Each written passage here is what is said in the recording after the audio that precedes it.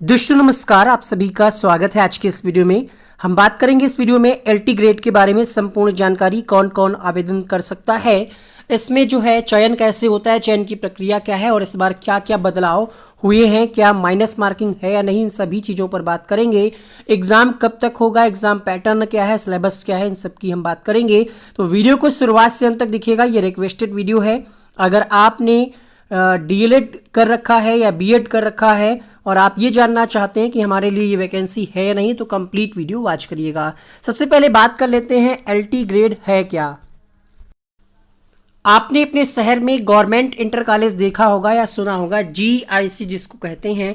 लगभग हर शहर में एक होता है और जो बड़े बड़े महानगर हैं वहां पर आपको इनकी संख्या 2 या 3 देखने को मिल सकती है। ये पूर्णतः गवर्नमेंटेड कॉलेज होते हैं, यानी गवर्नमेंट के द्वारा ही इनकी सैलरी दी जाती है। बहुत सारे लोगों के मन में ये डाउट रहता है कि लगभग टीजीटी पीजीटी की जो वैकेंसीज आती हैं उनके बाद जो टीचर चयनित होते हैं, जो बच्चे चयनित होकर के टीचर बनते हैं, वो भी 9th और 10th के लिए ही होते हैं और एलटी ग्रेड में। तो अंतर क्या है, तो देखिएगा, ये जो है एलटी ग्रेड में अगर आपका चयन होता है तो आप डायरेक्ट गवर्नमेंट इंटर कॉलेज के टीचर बनेंगे, जीआईसी के टीचर बनेंगे। और जो बच्चे टीजीटी के माध्यम से जानते हैं, वो आपने देखा होगा कि सिटीज़ में बहुत सारे ऐसे होते हैं जो वित्त पोषित कॉलेज होते हैं। सैलरी में बहुत ज़्यादा अंतर नहीं होता है, बट यहाँ पर अगर हम बात करें एग्जामिनेशन की, तो एग्जामिनेशन पैटर्न में अंतर हो जाता है, क्योंकि ये परीक्षा एलटी ग्रेड की ये आपका कराता है लोक सेवा आयोग। ठीक है, अब हम बात कर लेते हैं कि एलटी ग्रेड में अगर आपका चयन होता है तो किस प्रकार से आप तैयारी करें और क्या क्या क्वालिफिकेशन होनी चाहिए, कौन कौन फॉर्म भर सकता है। तो देखिएगा, इसके लिए ग्रेजुएशन और बीएड अगर आपने कर रखा है तो आप इसके लिए आवेदन कर सकते हैं। 50% मार्क होने चाहिए, ध्यान रखिएगा। टेट सीटेट जरूरी नहीं है। डीएलएड वाले अभ्यर्थी इस परीक्षा के लिए पात्र नहीं है, तो डीएलएड बीटीसी जिन्होंने कर रखा है वो इसके लिए पात्र नहीं है, वो इसका फॉर्म नहीं भर सकेंगे। यानी अगर आपने ग्रेजुएशन और बीएड कर रखा है तो आप इसके लिए पात्र हैं, लेकिन शर्त यह है कि जिस विषय के लिए आप फॉर्म भरना चाह रहे हैं उसमें सब्जेक्ट कॉम्बिनेशन होना चाहिए। सब्जेक्ट कॉम्बिनेशन की भी लिस्ट हम आपके साथ अभी शेयर करेंगे। तो जैसा कि हमने आपको बताया, बीटीसी डीएलएड वाले अभ्यर्थी इस परीक्षा के लिए पात्र नहीं है। आयु सीमा की अगर हम बात करें तो मिनिमम 21 वर्ष और मैक्सिमम 40 वर्ष। अगर आप अदर कैटेगरी में आते हैं तो जो भी आपको आरक्षित वर्ग में जिस भी में भी आते हैं उसमें जो भी छूट मिलती है वो आपको मिलेगी। बाकी डिटेल नोटिफिकेशन जारी होने पे ही क्लियर होगा कि क्या क्या छूट मिल सकती है। अगर हम बात करें छूट की यहाँ पर आयु में, तो आपने देखा होगा अन्य जो भी एग्ज़ाम हुए हैं इसके पहले जो आपने एग्ज़ाम दिए हैं तो 5 साल की छूट मिलती है, किसी किसी में 3 साल की ही छूट मिलती है। तो यहाँ पर 40 वर्ष के अंदर है अगर आप, या 40 वर्ष आयु है तो आप इसके लिए पात्र हैं।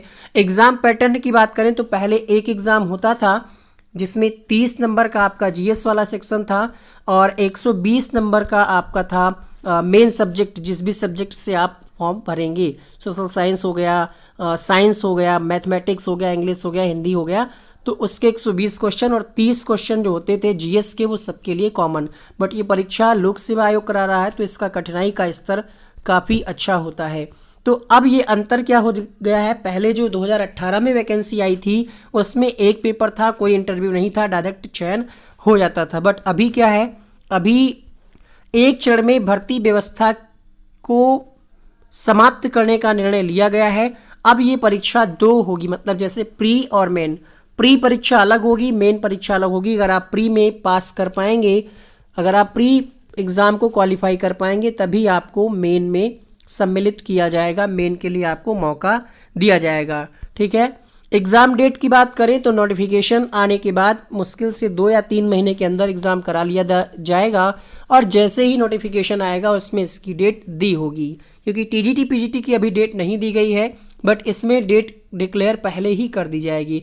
उम्मीद ये है कि ये परीक्षा आपकी अक्टूबर या नवंबर में करा ली जाएगी। अब आपके मन में अगर कोई डाउट है तो वो नीचे कमेंट बॉक्स में करिएगा। उम्मीद करते हैं सारे डाउट आपके क्लियर हो गए होंगे कि एलटी ग्रेड क्या है और इसकी वैकेंसी आपको बहुत जल्द देखने को मिलेगी। अगर आप ये वीडियो बाद में देख रहे हैं तो देख लीजिएगा, ये वीडियो जुलाई में अपलोड किया जा रहा है और इसकी वैकेंसी अगस्त तक हर हाल में आ जाएगी। और परीक्षा जैसा कि हमने आपको बताया, परीक्षा जो है आपकी अक्टूबर तक करा ली जाएगी, अक्टूबर नवंबर और ज्वाइनिंग दे दी जाएगी नए साल तक।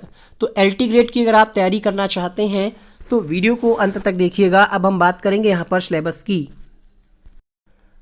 अब जब नया नोटिफिकेशन जारी होगा यानी इस बार का, तभी कंफर्म होगा कि प्री एग्जाम में ये लोग किस तरीके के क्वेश्चंस पूछेंगे, कितने क्वेश्चंस पूछेंगे और मेन में क्या होगा।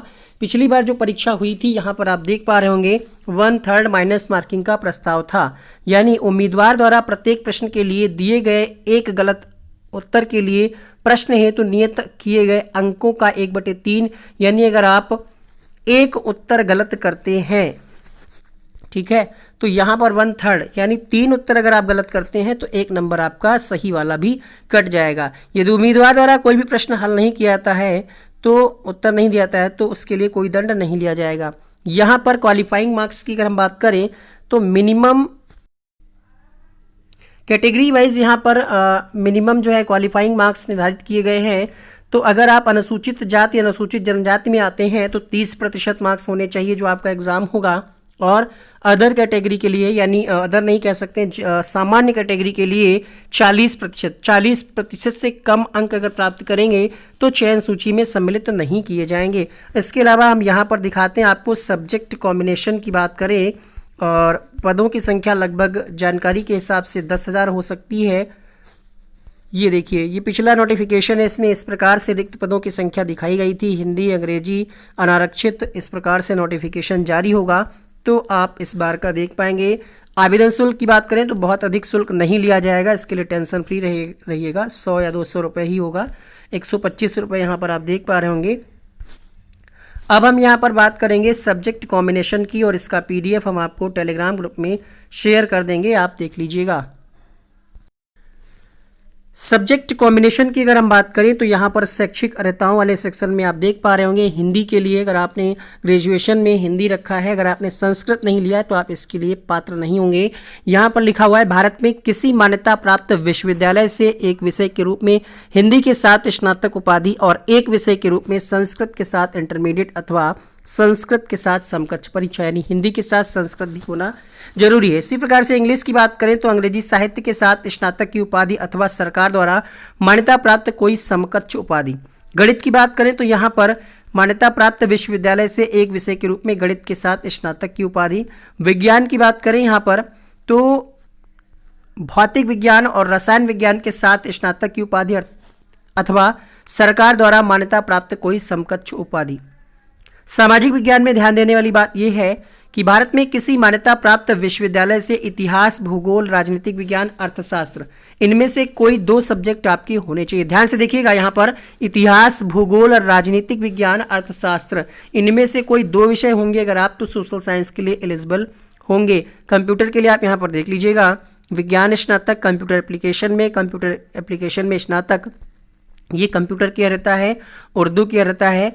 जीव विज्ञान की अगर हम बात करें तो यहाँ पर जंतु विज्ञान और वनस्पति विज्ञान के साथ स्नातक की उपाधि, और संस्कृत की अगर हम बात करें तो संस्कृत के साथ स्नातक की उपाधि अथवा सरकार द्वारा मान्यता प्राप्त किसी विश्वविद्यालय से समकक्ष उपाधि। कला वर्ग की अगर हम बात करें तो यहाँ पर कला अथवा ललित कला विषय के साथ स्नातक की उपाधि, और संगीत की बात करें तो संगीत के साथ स्नातक की उपाधि होनी चाहिए। वाणिज्य में देख लीजिएगा, वाणिज्य में स्नातक की उपाधि हो। इसी प्रकार से हम बात करें शारीरिक शिक्षा में तो स्नातक BPEd अगर आपने कर रखा है। अब यहाँ पर हम बात कर लेते हैं गृह विज्ञान की, तो गृह विज्ञान में भी सेम है, गृह विज्ञान के साथ स्नातक की उपाधि। तो ये आप अपने हिसाब से सब्जेक्ट कॉम्बिनेशन देख लीजिएगा। उम्मीद करते हैं सारे डाउट आपके क्लियर हो गए होंगे। तो अब आपके मन में अगर अभी भी कोई डाउट रहता है तो आप कमेंट बॉक्स में लिखिएगा। बाकी फ़ोटो सिग्नेचर का यहाँ पर 3.5 बाई 1.5 का साइज एक ही साथ है, तो इसको आप अपना फॉर्म भराने जाइएगा तो इसको ध्यान रखिएगा। बाकी जब पूरा नोटिफिकेशन नया वाला जारी होगा प्री और मेन, तो उसके साथ हम आपके साथ डिस्कस करेंगे। इस वीडियो में इतना ही। थैंक यू सो मच इस वीडियो को अंत तक देखने के लिए।